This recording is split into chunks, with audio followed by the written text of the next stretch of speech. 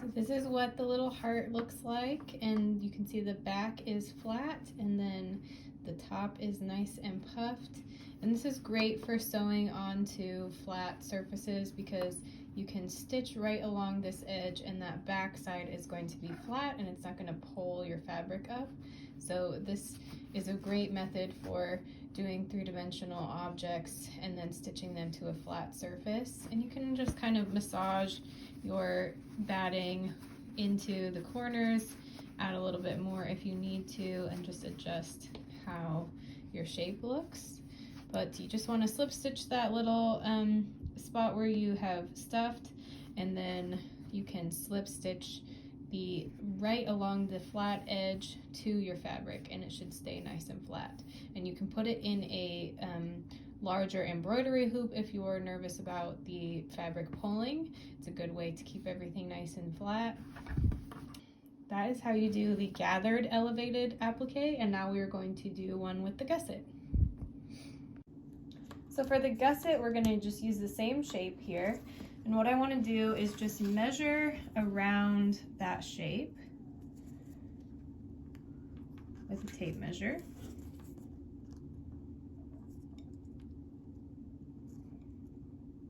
And it looks like it's about 7.5 inches. So since this is a symmetrical object, I can just measure one side. So I'm going to make this about 15 inches and then give myself a seam allowance, and I'm going to put my seam right here. So I'm just going to make one long strip, and my seam will go right at the top so I can get a nice point. So I'm going to have one of these as a foundation, one as the top, and then I'm going to have my little wall or gusset, which is going to be just a straight strip that I'm going to sew on each of the hearts. So I have my 3 shapes cut out, and now I'm just going to sew my gusset to one of the sides, and then I can sew it to the other side as well. So depending on your shape, you may need to clip around your straight piece just to allow you to get around those curves or corners. So down here I have clipped this corner so that I can get around there, and now I'm going to just clip into my curve to adjust the ease.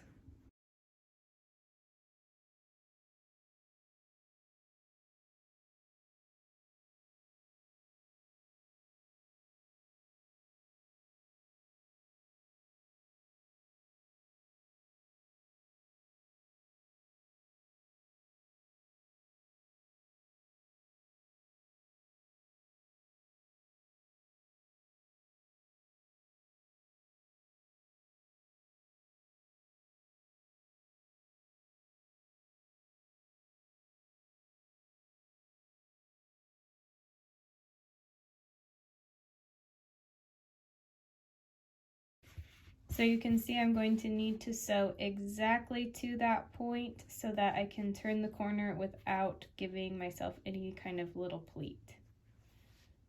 So this is how it's looking so far. I just have one side on. So just to get my edges a little bit crisper, I have already pressed this corner at the bottom here. And then I think that this will behave itself a little bit better once the other side is on. But I'm actually going to, I've clipped a bunch out on the inside as well, but I'm actually going to take my pattern piece and just try to set it inside of my shape here.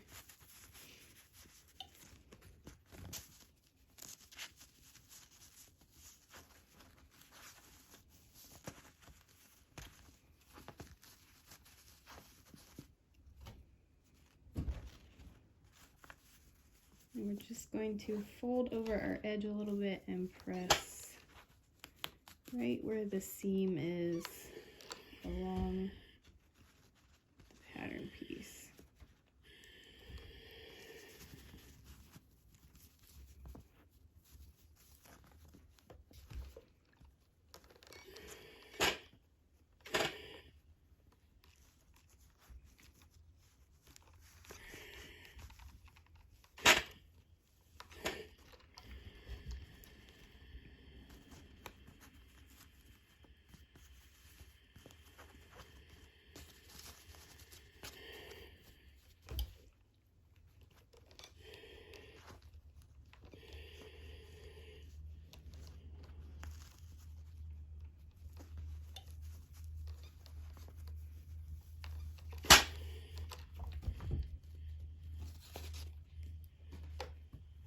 So now those edges are a bit more crisp.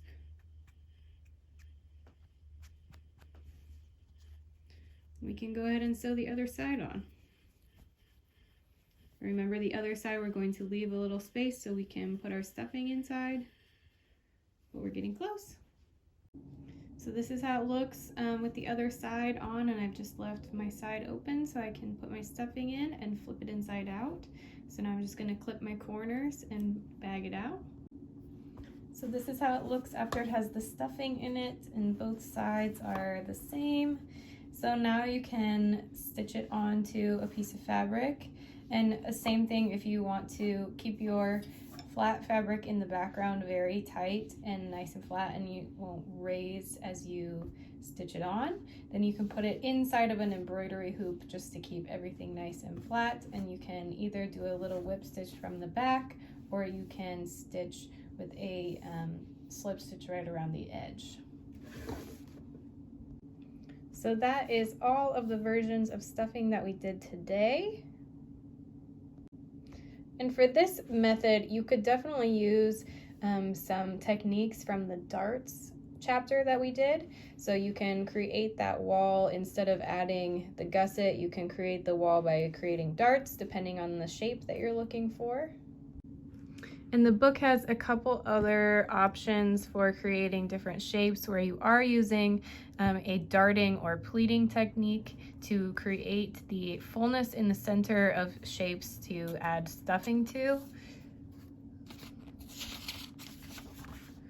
So you can see these different puffs called biscuits, where you're going to add little pleats or darts to create that center puff and make those shapes all go together. So you can check that out in the book as well if you're interested in that, or go back to the dart chapter where it shows us how to create three-dimensional shapes, and they would be great for stuffing.